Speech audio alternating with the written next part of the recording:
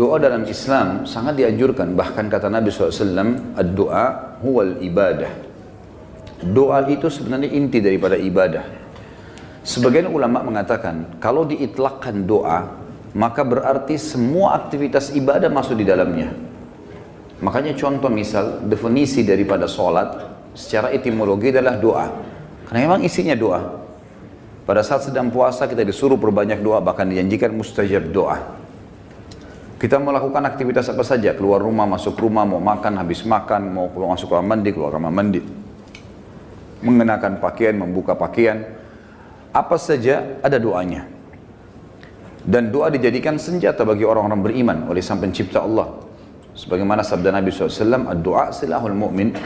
Doa adalah senjatanya orang-orang beriman. Hadis ini masih diperselisihkan para ulama, tetapi memang dijadikan sebagai gambaran oleh para ulama yang lainnya tentang masalah bab doa, karena dia hanya dukungan, dia bukan menjadi sebuah intisari daripada bahasan itu. Artinya orang mukmin bisa berdoa kepada Allah sehingga menjadi senjata bagi dia untuk menolongnya dalam segala masalah yang sedang dihadapi. Kita dianjurkan teman-teman sekalian agar selalu doa, dan doa adalah munajat atau curhat, menyampaikan hajat kepada Sang Pencipta, dan tidak boleh lepas.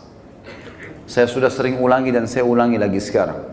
Doa ini jadikan sebagai rutinitas kita. Dan tidak ada aktivitas kecuali diikuti dengan doa. Sampai pada tingkat antum mau masuk ke satu tempat, mall, mau beli baju, minta sama Allah parkiran. Minta sama Allah dimudahkan maksud saya. Ya Allah mudahin saya dapat parkiran ini. Ya Allah mudahin saya membeli baju itu. Ya Allah mudahin saya masuk ke restoran untuk makan makanan itu. Ya Allah mudahin untuk saya bertemu sama orang ini. Ya Allah mudahin usaha saya ini. Ya Allah mudahin kuliah saya ini. Ya Allah mudahin pernikahan saya ini. Dan seterusnya. Diikuti dengan doa. Dan doa itu kata ulama adalah ibadah. Dalam arti kata, kita sudah melihat hasilnya atau tidak melihat hasilnya, tetap dicatat pahala oleh Allah Subhanahu wa ta'ala. Kalau masih ingat sebuah athar yang saya sebutkan, orang-orang yang rutin berdoa di dunia selalu menyampaikan hajat-hajatnya kepada Allah Subhanahu wa ta'ala. Dia lihat hasilnya atau tidak lihat hasilnya. Maka orang-orang seperti ini yang belum melihat hasil dari doanya, seakan-akan bagi dia mungkin belum diijabah, maka dalam sebuah riwayat dikatakan akan datang orang-orang seperti ini hari kiamat diberikan pahala bergunung-gunung. Lalu mereka kaget, pahala dari mana ini? Bertanya pada para malaikat. Lalu para malaikat berkata, ini adalah pahala doa-doa kalian yang belum kalian dapatkan jawabannya di dunia. Maka pada saat itu mereka semua berharap kalau semua doanya selama di dunia tidak diberikan di dunia, tapi diberikan di akhirat, karena besarnya pahala yang didapatkan. Kita dianjurkan untuk membaca doa-doa positif, dan selalu kita berpikir positif juga pada Allah, itu bersangka baik. Tidak ada doa yang dimulai teman-teman sekalian, baik dengan Rabbana, wahai Tuhanku dan penciptaku, atau Allahumma, ya Allah, atau apa yang kita ucapkan, kecuali pasti sudah ada garis finishnya. Kalau kita sudah mulai start, kita sudah tahu pasti ada finishnya. Tinggal semua jawaban yang Allah kasih kepada kita, semua jawaban yang Allah kasih dari permintaan doa kita, itu mengikuti proses sistem atau sunnatullah yang telah Allah berikan kepada kita. Maksudnya ada prosesnya. Jadi kalau kita berdoa, berarti sudah ada garis finish. Tinggal mungkin seminggu, mungkin sebulan, mungkin setahun. Mungkin ada orang berdoa bertahun-tahun, baru Allah SWT berikan kepada dia. Karena bobot dari permintaannya besar. Maka Allah SWT sesuaikan dengan sunnatullah atau sistem yang dia telah buat dalam kehidupan manusia itu sendiri. Nabi SAW sebaliknya teman-teman melarang kita berdoa, mengucapkan kalimat-kalimat yang berbau permohonan atau permintaan, sadar atau tidak sadar, yang buruk. Kata Nabi SAW dalam hadis Bukhari, janganlah seseorang di antara kalian mengucapkan kalimat doa, permintaan, atau munajat, atau penyampaian sesuatu kepada Sang Pencipta yang buruk, baik buat dirinya, baik buat keluarganya, baik buat hartanya, karena jangan sampai malaikat lewat dan mengiyakannya. Misal orang bertengkar suami istri, kemudian dia mengatakan, saya berharap tidak akan bersama-sama kamu lagi. Dia nggak sadar kalimat ini bisa jadi doa, walaupun dia dalam kondisi emosi. Tidak boleh orang, saya pernah sampaikan kalau masalah anak-anak, kamu nakal sekali. Atau mungkin dia ucapkan tentang rumahnya, kendaraannya, sial tempat ini, panas, tidak beruntung tempat ini, atau bahasa apalah. Doa-doa atau kalimat-kalimat yang terlantunkan seperti ini yang akhirnya sama saja munajat tapi buruk buat dia, buat keluarganya, buat tunggangannya, buat hartanya, namanya laknat. Namanya laknat. Sudah paham makna laknat? Hah? Mana suaranya? Berarti semua ucapan negatif untuk diri, untuk keluarga, untuk harta, namanya laknat. Dan ini hukumnya dosa besar. Tidak boleh melaknat diri sendiri, nggak boleh melaknat keluarga, nggak boleh melaknat harta. Dan laknat saya bilang tadi, masuk di dalamnya semua perkataan yang akhirnya berisi munajat, harapan, permintaan, tapi negatif. Ini nggak boleh. Dan ingat teman-teman, bukan cuma sekedar tidak boleh, Imam Adz-Dzahabi masukkan dalam dosa besar. Kita nggak boleh melaknat diri sendiri, nggak boleh melaknat juga orang lain, nggak boleh melaknat harta, nggak boleh melaknat benda, nggak boleh semuanya. Dan kita akan baca nanti ada hadis, ada seekor unta yang dilaknat oleh pemiliknya, maka Nabi SAW suruh penduduk Madinah Muslimin meninggalkan unta itu. Jangan ada yang sentuh lagi unta itu, karena sudah dilaknat oleh pemiliknya. Hanya karena pada saat pemiliknya nunggangi dia, kaki unta ini kesentuh batu, akhirnya dia hampir jatuh. Mungkin kalau kita naik mobil atau motor sekarang tiba-tiba ada yang ugal-ugalan lalu kita rem tiba-tiba. Kadang-kadang ada orang kalau kurang berzikir teman-teman, tidak biasa lisannya berzikir, yang keluar semua kata kotor nantinya. Tapi kalau orang biasa berzikir, oh subhanallah, Allahu Akbar, dia berzikir lain. Itu positif karena dia sudah terbiasa berzikir maka keluar kalimat itu. Atau tabrakan tiba-tiba, naudzubillah. Tapi kalau dia tidak biasa maka otomatis keluar kalimat-kalimat yang tidak baik. Dan itu bisa jadi doa buat dia atau buat orang lain. Nah kalau buruk berarti namanya laknat, dosa besar. Jelas ya? Ini judulnya. Judul dosa besar 39 adalah melaknat. Saya akan bacakan Imam Adz-Dzahabi mengangkat dalil-dalilnya teman-teman sekalian. Di antaranya adalah hadis riwayat Bukhari Muslim, hadis yang sangat ringkas, pendek, padat sekali. Dan sebagian ulama mengatakan dari hadis ini sudah cukup sebenarnya setiap mukmin punya pengontrol dalam bermuamalah dengan dirinya atau orang lain. Pendek sekali bunyinya, kata Nabi SAW, la'nul mu'mini kaqatlihi. Melaknat seorang mukmin adalah seperti dosa membunuhnya. Seperti dosa membunuhnya. Jadi kalau kita lagi jengkel sama seseorang, selama dia muslim, kalau kita ucapkan kalimat itu maka akan kena. Dalam sebuah hadis yang lain apa? Kalau seandainya ada orang melaknat orang lain, maka laknat itu akan naik ke langit. Kemudian tidak diterima di langit. Lalu Allah memerintahkan laknat itu, doa buruk tadi, kembali ke dunia. Kalau orang yang disebutkan padanya laknat berhak mendapatkannya, memang dia orang pelaku itu, maka akan kembali padanya. Tapi kalau tidak, maka akan kembali pada pengucapnya. Jadi pengucapan doa buruk bisa kembali kepada pengucapnya, kembali kepada kita, naudzubillah. Kecuali keadaannya teman-teman, memang kita dibolehkan melaknatnya secara syar'i, seperti orang melaknat iblis, melaknat atau mengutuk orang-orang kafir yang sengaja memerangi kaum muslimin. Seperti di kancah peperangan, ada orang kemudian menyerang muslimin dan menyakiti muslimin, lalu kita mengatakan semoga Allah membinasakannya. Sama kan laknat itu, tapi di sini babnya terbuka, pintunya terbuka, ya. Karena memang dibolehkan secara syar'i. Kalau orang hanya pelaku maksiat teman-teman, tidak boleh dilaknat. Apalagi kalau dasarnya orang ini orang mukmin yang tidak bermaksiat. Seperti pernah ada seorang yang berzina di zaman Nabi SAW lalu dirajam, dilempar batu. Lalu ada seorang sahabat berteriak mengatakan semoga Allah melaknatmu. Kenapa? Karena dia berzina. Dan memang nyata, kepergok, lagi dihukum. Berarti orang lagi buat maksiat kan? Sama kalau kita orang lagi mabuk misalnya, di pinggir jalan. Tetap nggak boleh dilaknat teman-teman. Lebih baik kita ucapkan apa? Jangan kita bilang semoga Allah binasakanmu. Mudah-mudahan mobilmu tabrakan. Nah, ini nggak boleh kita ucap. Ya Allah berikan hidayah. Karena pengucapan ini laknat tadi. Kalau tidak kembali ke dia dan memang tidak akan kembali ke orang-orang ini. Kecuali tadi yang saya bilang orang yang dikhususkan. Iblis, syaitan, ya, orang-orang kafir yang menyakiti muslimin, ada memang pintu-pintunya saja. Kalau tidak, cuma orang yang bermaksiat dari kaum muslimin tidak boleh. Apalagi dasarnya bukan orang bermaksiat. Para ulama, para da'i, para orang-orang soleh dan solehah, diolok-olok, dicaci maki. Ini semua masuk dalam masalah bahasan laknat. Melaknat orang mukmin maka lebih berat atau bahkan sama dengan membunuhnya. Kita tahu bunuh dosa besar. Sebagaimana sudah kita bahas juga di dosa besar kita yang kedua, masalah membunuh adalah dosa besar dan itu sangat berat. Dan membunuh orang mukmin teman-teman sekalian, itu dalam ayat Al-Quran disebutkan termasuk yang diancam kekal di neraka selain kekafiran, kemunafikan, kemusyrikan, juga dalam membunuh mukmin secara sengaja. Ini ada ancaman kekal di api neraka, gitu kan?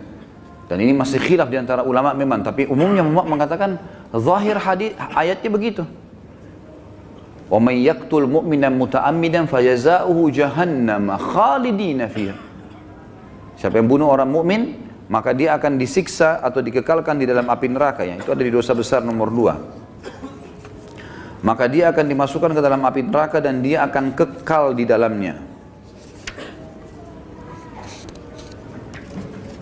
Maaf, sebentar saya pastikan lagi.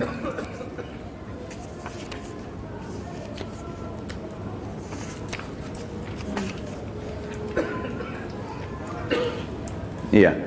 Ayatnya dalam surah An-Nisa ayat 93, A'udzubillahi minasyaitonirrajim, wa may yaqtul mu'mina muta'ammidan fajazaohu jahannamu khalidan fiha wa ghadiballahu 'alaihi wa la'anahu wa 'adda lahu 'adzaban 'azima.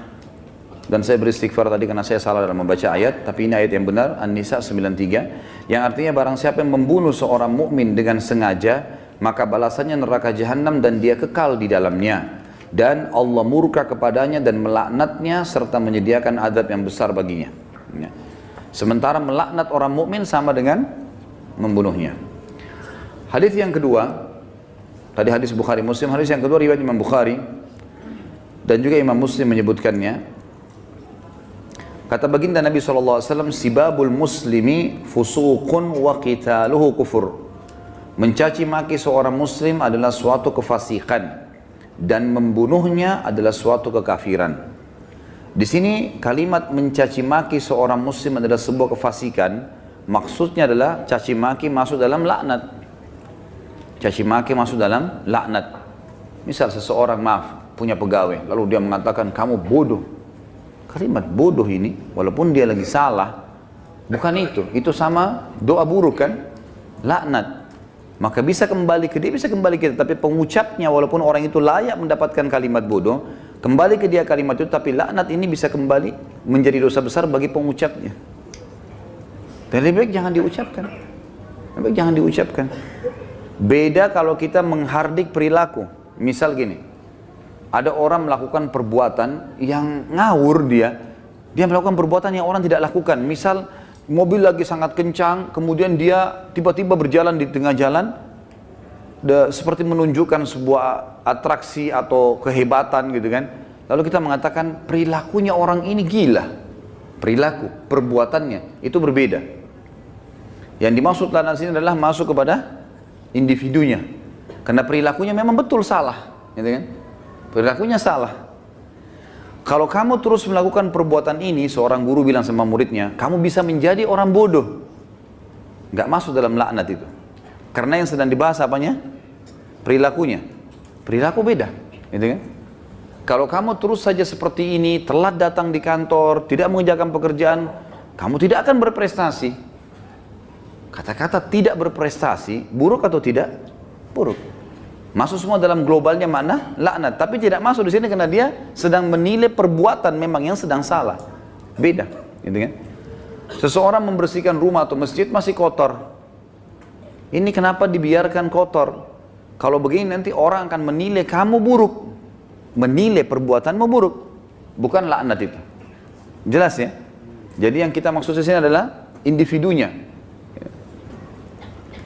Mencaci maki di sini masuk di dalamnya adalah kefasikan dan membunuhnya adalah sebuah kekafiran.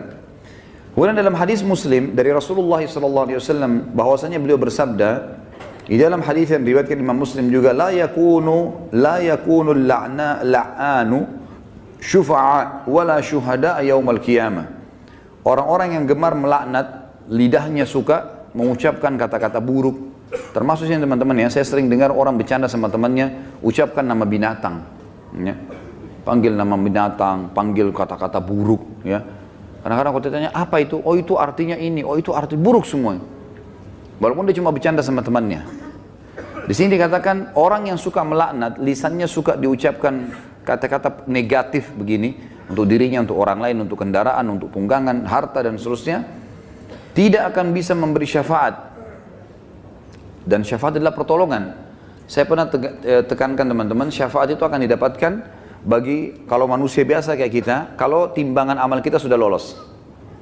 Kalau kita sudah ditimbang amal baik, amal buruk, lalu amal baik kita lebih banyak, maka kita akan bisa memberikan syafaat orang lain.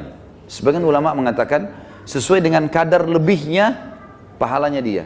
Misal pahalanya 10.000, dosanya 100, maka lebihnya, selisihnya dia bisa membantu orang sejumlah itu, tapi bukan diambil pahala dia, cuman kadarnya saja.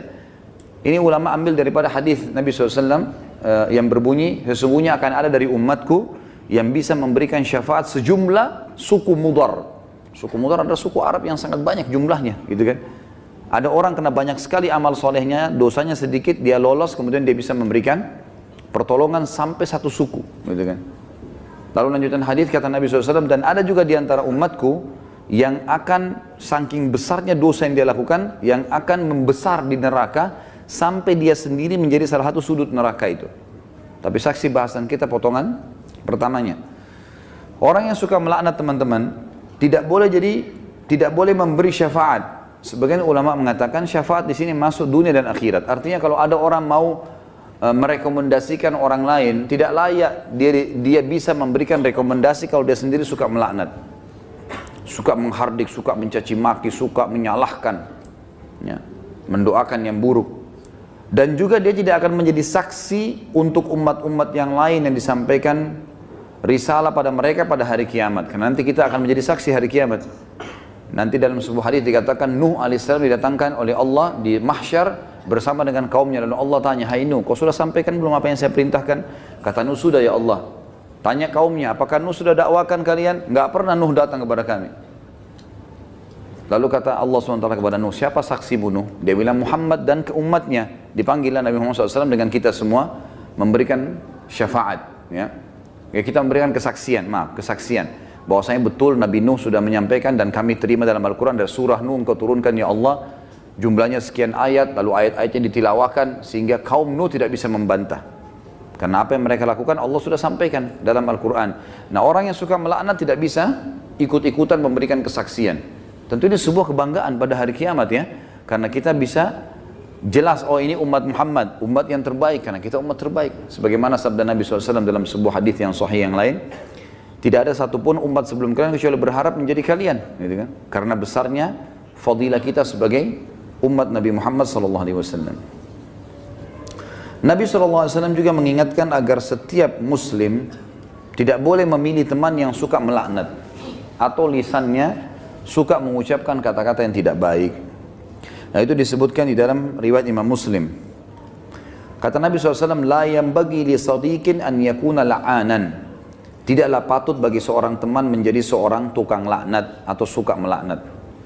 Kita sudah tahu kalau kita ketemu kemudian dia suka mencaci maki atau ucapkan kalimat buruk buat dirinya kah, buat orang lain kah, gitu kan? Itu semua buruk. Ya, ini buruk teman-teman sekalian. Sama dengan yang saya lihat orang sering sebut di Jakarta lata, sembarangan ucap-ucapan. Dan ini saya, Allahu a'lam, saya pribadi melihat, mungkin saya salah ya, tapi saya melihat ini mungkin karena dibiasakan saja. Dianggap bahan bercandaan awalnya, lama-lama jadi kebiasaan dia. Lama-lama, karena ini kalau kita tanyakan di teman-teman medis mungkin tidak ada penyebabnya ini. Bukan orang yang gila. Jadi dia cuma karena menganggap lucu, dia anggap juga orang-orang anggap dia jadi lucu, jadi ngucapin kata-kata yang tidak baik. Ini juga masuk. Kalimat-kalimat buruknya bisa jadi laknat karena orang yang tidak dihitung, tidak dihisap oleh Allah, hanya anak kecil sebelum balik, orang gila sampai sadar, gitu kan? Dan juga orang tidur sampai dia bangun. Selain daripada ini akan dihisap oleh Allah Subhanahu wa taala. Orang mukmin secara umum yang dihasankan hadisnya oleh Imam Tirmidzi, dilarang juga menjadi orang yang suka melaknat, menyalah-nyalahkan, berkata-kata buruk, menyakiti orang lain, sebagaimana sabda beliau sallallahu alaihi wasallam, laisal mu'minu bit-ta'an walal la'an walal fahish walal badhi. Bukanlah seorang mukmin yang sejati Orang yang suka mencelah, yang gemar melaknat, yang suka berbuat keji, dan suka berkata kotor atau menyakiti orang lain. Itu orang mukmin tidak usah. Bahkan saya sudah pernah ajarkan teman-teman, kalau kita diajak ribut, diajak bertengkar, wa idza khatabahumul jahiluna qalu salama. Kamu begini, kamu begitu. Sudahlah, tinggalkan saja. Enggak usah ikut-ikutan. Karena dua orang yang bertengkar, dua-duanya jadi jelek mukanya. Kenapa antum mau ikut-ikutan jadi jelek seperti dia? Karena kita manusia, ada emosi. Kalau lagi bertengkar dengan orang, enggak usah baca WA-nya, enggak usah baca SMS-nya. Enggak usah dilihat. Baca Al-Quran, berzikir kepada Allah, doain supaya dapat hidayah. Belum lihat, mungkin dia marah. Semoga Allah kasih hidayah. Selesai. Insya Allah Allah kasih kebaikan itu. Nanti Allah perbaiki. Gitu. Daripada ikut-ikutan. Ya. Karena dia buruk, kita buruk. Dia melaknat, kita bisa melaknat. Dua-duanya hanya kena keburukan. Dan kata Nabi SAW, kalau dua orang sedang bertengkar, maka laknat Allah turun kepada yang memulainya. Siapa yang memulai pertengkaran, dia yang dilaknat sama Allah. Jadi kalau laknat dari Allah melalui malaikat adalah diangkat berkah hidupnya. Kalau laknat kita, manusia kita mengucapkan, berarti kita berharap keburukan buat diri kita atau orang lain. Kalau dari malaikat, dari Allah itu diangkat berkah hidupnya. Kalau dua orang bertengkar, maka laknat Allah turun kepada orang yang memulainya. Dan yang tidak membalasnya terus didoakan malaikat agar dapat rahmat dan pengampunan sampai dia membalasnya. Kalau dia sudah balas, dua-dua kena laknat. Jadi tinggalkan saja. Kamu begini, kamu begitu ya, ngomong aja, kita jalan saja. Baik dia yang ngomong. Tulis SMS sampai 1000, enggak usah baca. Enggak usah baca. Kita baca, wah dia begini, balas lagi, habis umur gitu. Untuk apa? Kita kalau balas SMS, balas WA begitu bertengkar itu sudah bisa satu surah Al-Quran dibaca. Satu huruf 10 pahala. Benar nggak? Amalin ya. Jangan cuma benar-benar tapi. Contoh realita lapangan, banyak orang begitu. Jadi jangan buang-buang waktu, nggak ada gunanya. Orang mukmin itu tidak suka mencela. Memang tidak gemar, dia tidak mau. Nggak usah ribut-ributan. Kita jelaskan pada saat perlu. Kalau ada pun orang, teman-teman, ada dosa besar nanti yang kita bahas, masalah tidak boleh berdebat. Kalau hal-hal yang kita anggap perlu berdebat, menjelaskan argumentasi dan ada manfaat, sampaikan. Gak ada manfaat, gak usah. Kalau diajak dialog, kemudian kita nanti jelaskan juga sama saja, gak ada perubahan, dan kita tahu ini sebenarnya salah, untuk apa kita berdebat? Gak ada gunanya kan? Gak ada gunanya. Pernah salah satu ulama di Madinah didatangi oleh seorang syekh Syiah dari Iran di musim haji, waktu kami masih mahasiswa di sana, diajak berdialog, kami mau berdialog. Syekhnya angkat Quran, kemudian dia bilang di depan mahasiswa, saya mau berdebat dengan anda, tapi percaya nggak dengan ini? Quran ini, diangkat Quran, percaya nggak? Quran ini Quran ahli sunnah, 30 juz, Qurannya mereka 49. Kata dia, tidak, saya tidak percaya. Kata Syekh, saya tidak mau berdebat. Lalu rujukannya apa nanti? Nggak ada gunanya. Macam-macam mereka ucapkan, oh penakut, oh begini. Ngomong aja, silakan. Ukir kata-katamu sepanjang mungkin, tidak masalah. Tulis silakan sampai capek. Malaikat juga catat kan. Dan kalau laknat itu, doa itu tidak layak untuk orang itu, kembali ke siapa? Ke dirinya sendiri. Kamu bodoh, kamu begini. Dia sedang bilang, ya Allah jadikan saya bodoh, ya Allah jadikan saya begini, jadikan saya sial. Na'udzubillah. Hah? Paham ya? Alhamdulillah. Amalkan.